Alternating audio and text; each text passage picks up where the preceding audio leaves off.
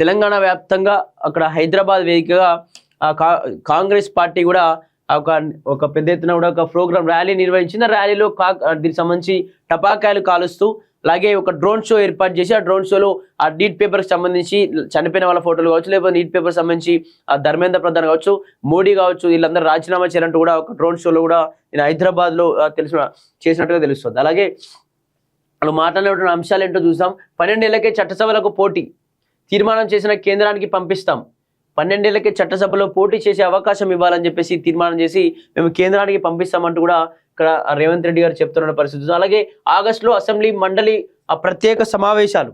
రాహుల్ ఖర్గే నాయకత్వంలో పార్లమెంట్లో బిల్లు. విద్యార్థులకు విజయాన్ని కాంగ్రెస్ ఖాతాలో రాసుకోం సీఎం రేవంత్ రెడ్డి. ఆగస్టు మొదటి వారంలో అసెంబ్లీ శాసన మండలి ప్రత్యేక సమావేశాలు ఏర్పాటు చేసి ఎమ్మెల్యే ఎంపీ పోటీ చేసే వయసు 21 ఏళ్లుగా ఉండాలని తీర్మానం చేసి కేంద్రానికి పంపిస్తామని ముఖ్యమంత్రి రేవంత్ రెడ్డి స్పష్టం చేశారు.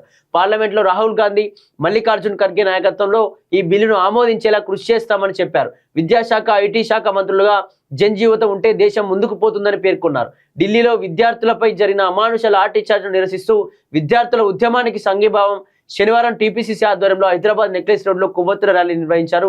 ఈ పీపుల్స్ ప్లాజా నుంచి ఇందిరాగాంధీ విగ్రహం వరకు నిర్వహించిన ఈ ర్యాలీలో ముఖ్యమంత్రి రేవంత్ రెడ్డి, టీపీసీసీ అధ్యక్షుడు మహేష్ కుమార్ గౌడ్, డిప్యూటీ సీఎం మల్లు భట్టి విక్రమార్క మంత్రులు పాల్గొన్నట్టు తెలుస్తోంది.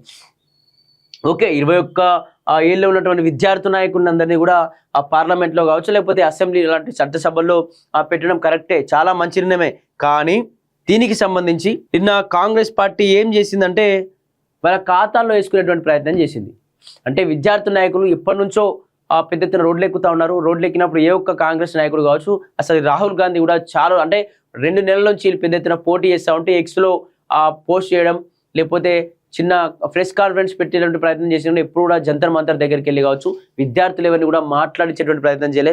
కనీసం ప్రతిపక్షాలు అంటే ప్రధాన ప్రతిపక్షంగా ఉన్నటువంటి కాంగ్రెస్ పార్టీ అంత పెద్ద ఎత్తున అక్కడ ప్రోగ్రాంలో చేసినట్టు ఎప్పుడు అనిపించలే. అంటే ఇంకా 2-3 రోజులు అంటే జనజీవితకు సంబంధించినటువంటి అక్కడ లాఠీ చార్జ్ జరిగినప్పుడు తెల్లారి ఆ లాఠీ చార్జ్ జరిగినటువంటి తెల్లారి మోడీ ఇంటి దగ్గరికి వెళ్ళి మోడీ రాజీనామా చేయాలి, హఠావో మోడీ అంటూ కూడా అక్కడ నినాదాలు చేసిరు. అక్కడ అరెస్ట్ అయిన మరుక్షణం తెలంగాణ ఉన్నటువంటి రాష్ట్రాల వ్యాప్తంగా ఉన్నటువంటి కాంగ్రెస్ నాయకులు బీజేపీ ఆఫీసును ముట్టడించారు. ఆ రాళ్లతో కత్తులతో కూడా దాడులు చేసుకున్నారు. అంటే ఓన్లీ రాహుల్ గాంధీని ఈడ్చికెళ్లారు, రాహుల్ గాంధీ గాయాలని అని చెప్పేసి మాత్రం ప్రొటెస్ట్ చేశారు. కానీ అక్కడ ఎక్కడ కూడా జంజీకి సంబంధించి లాఠీ చార్జ్ జరిగింది. విద్యార్థులు అంటేనే భవిష్యత్, ఆ భవిష్యత్తులో ఆ నాయకులు అయ్యేటువంటి విద్యార్థులను ఈ విధంగా హింసాకాండ అక్కడ ఏ విధంగా సృష్టించారు అని చెప్పేసి ఆ విధంగా ఇప్పుడు కూడా ఎవరు మాట్లాడే దాఖలు చూడలే. నిన్నటి ఈ ప్రోగ్రామ్ గురించి చూస్తూ ఉంటే నిన్న నెక్లెస్ రోడ్లో పెద్ద ఎత్తున ప్రోగ్రామ్ పెట్టిన డ్రోన్ షో నడిచింది. చాలా ఖచ్చితంగా సంతోషమే. అంటే విద్యార్థి నాయకులందరూ వాళ్ళదే నిర్ణయం, వాళ్ళే దీనికి సంబంధించి విజయానికి కూడా కారణం వాళ్ళ పోరాటం వల్లనే సాధించగలిగామని చెప్పి కూడా రేవంత్ రెడ్డి గారు మాట్లాడుతున్నారు. ఓకే, ఖచ్చితంగా దీనికి సంబంధించి ఒప్పుకుంటా ఉన్నాం. కానీ ఓన్లీ రాహుల్ గాంధీని అరెస్ట్ చేసినప్పుడు మాత్రమే మీ ఉద్యమం ఎందుకు లేచింది, అంతకుముందు ఎందుకు మాట్లాడలేదు అని చెప్పేసి మేము క్వశ్చన్ చేస్తా ఉన్నాం. అలాగే నిన్న నెక్లెస్ రోడ్లో పెద్ద ఎత్తున మీరు ఆ ప్రోగ్రామ్ నిర్వహిస్తూ ఉంటే, కొవ్వొత్తుల ర్యాలీ నిర్వహిస్తూ ఉంటే హైదరాబాద్లో ఉన్నటువంటి ట్రాఫిక్ మొత్తం స్తంభించిపోయింది. కనీసం ఆ ట్రాఫిక్ ని వేరే సైడ్ మళ్లించేటువంటి ప్రయత్నాలు ఎక్కడ కూడా చేయకపోగా ట్రాఫిక్ సిగ్నల్స్ దగ్గర ఏ ఒక్క అంటే వేల వెహికల్స్, వేల వాహనదారులు ఇబ్బందులు పడతా ఉంటే అక్కడ మొత్తం ట్రాఫిక్ స్తంభించిపోతే అక్కడ ఉన్నది ఒక 2 ట్రాఫిక్ కానిస్టేబుల్స్, ట్రాఫిక్ ఎస్ఐలు మాత్రమే, ఒక 2-3 మాత్రమే ఉన్నారు. వేలాది మంది వెహికల్ అసలు ఎవరు చెప్పినా వినట్లేనటువంటి పరిస్థితుల్లో ఉంటే అక్కడ అంబేద్కర్ అంటే లిబర్టీ దగ్గర ఒక ప్రోగ్రామ్ నడుస్తూ ఉంటే ఆ అంబేద్కరిస్టులందరూ కావచ్చు, విద్యార్థి నాయకులందరూ అక్కడ ప్రొటెస్ట్ నిర్వహిస్తూ ఉంటే అక్కడికి వెళ్ళినటువంటి డిజిటల్ మీడియా జర్నలిస్టులందరూ కూడా రోడ్లపైకి వచ్చి వాహనాలను దారి మళ్లించడం, ఒక ట్రాఫిక్ కానిస్టేబుల్గా బిహేవ్ చేసినటువంటి పరిస్థితులు మనం చూసినాం. చూడొచ్చు నిన్న సోషల్ మీడియా వేదిక కూడా అవన్నీ పోస్టులు పెట్టేటువంటి చాలా మంది పోస్టులు పెట్టిరు. అక్కడ చాలా మందికి మైకులు పెట్టేటువంటి ప్రయత్నం చేస్తే చాలా మంది కూడా సీఎం రేవంత్ రెడ్డిని రకరకాలుగా తిడుతున్న పరిస్థితి.